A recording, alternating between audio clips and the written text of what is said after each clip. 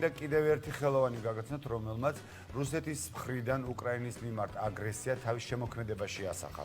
არსენ გომარელი გერმანიაში მოღვაწე თვითნასწავლი მხატვარი გახლავთ, რომელიც საქართველოში ახლახან დაბრუნდა. მისი ნამუშევრები ევროპის არაერთ ქალაქში გამოფენილა, თუმცა ყველაზე ემოციურად პირველ პერსონალურ გამოფენას იხსენებს, რომელიც სიმბოლურია, რომ წლების წინ სწორედ კიევში შედგა.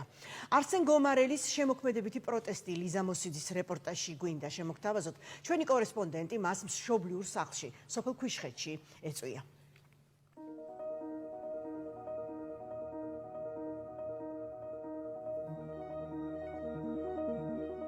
მნიშვნელოვანი მაინც არის უფრო განწყობა და ემოციიდან მოდის ყველაფერი და ის ემოცია იგრძნობა ნახატში. მე ვიცი რაც უნდა დავხატო, იდეა მოდის, განცდა მოდის და იმ განცდიდან გამომდინარე მე იქმნება ნამუშევარი. როცა შემოქმედება უკვე ადამიანში სულის ნაწილია, ყოველთვის ის გარემოები და პროცესები აისახება ხელოვნებაზეც. მათ შორის ჩემი ნამუშევრებიც ამ პროცესებს გამოხატავენ.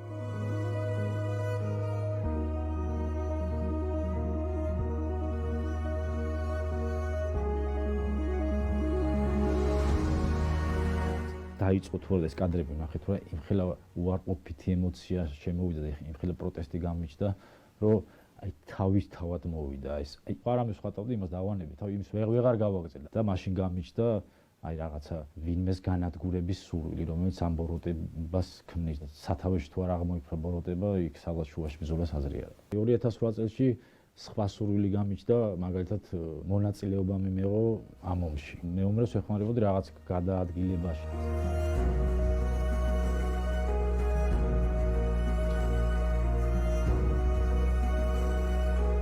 ხელოვნება ისეთი რამეა, სადაც შენ გზნობ უსაზღვრობას და თავისუფლებას. გონია რომ საერთოდ ხელოვნება სიკეთეს უნდა ემსახურებოდეს და ვიღაცა თუნდაც ამის დაფასება რომ შეუძლია, ესეც დიდი რამეს ნიშნავს. პროცესები რო განვითარდა, რო ხედავდი ამათ სულისკვეთებას, უკვე ის იდეა მომივიდა, რომ დაუჩაგრავი ღირსება გამომეხატა.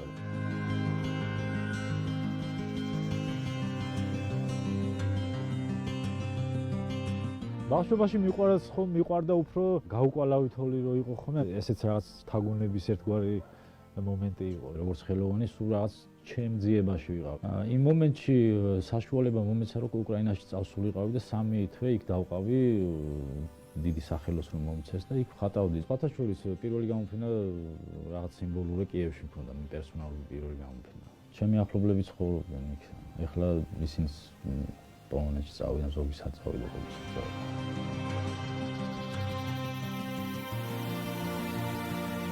გამიმართლა იმაში, რომ ჩემი მხატვარია და ძალიან ბევრი საერთო გვაქვს. მე საერთო გამოფენა გვინდა გავაკეთოთ ქართულ სათვისტომოში, აი ამ მოვლენებთან დაკავშირებით და იმედია განვახორციელებთ ამ იდეას რა.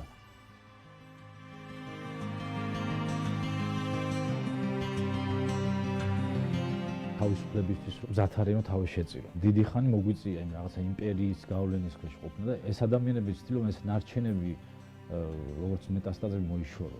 რაც ასევე ჩვენ ქვეყანას ჭირდება. შენ რითიც შეგიძლია იმ მომენტში, იმ მოცემულობაში გულწრფელად უნდა აფიცო. რითიც შეგიძლია კალამი იქნება, ფუნჯი იქნება თუ აკორდი იქნება.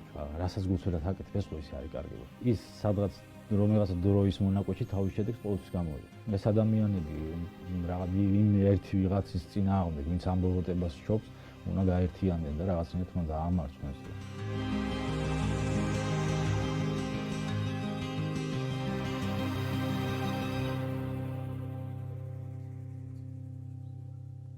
დიახ, ასე გამოხატავენ ხელოვანები თავიანთ შეგრძნებებს ამ ომთან დაკავშირებით.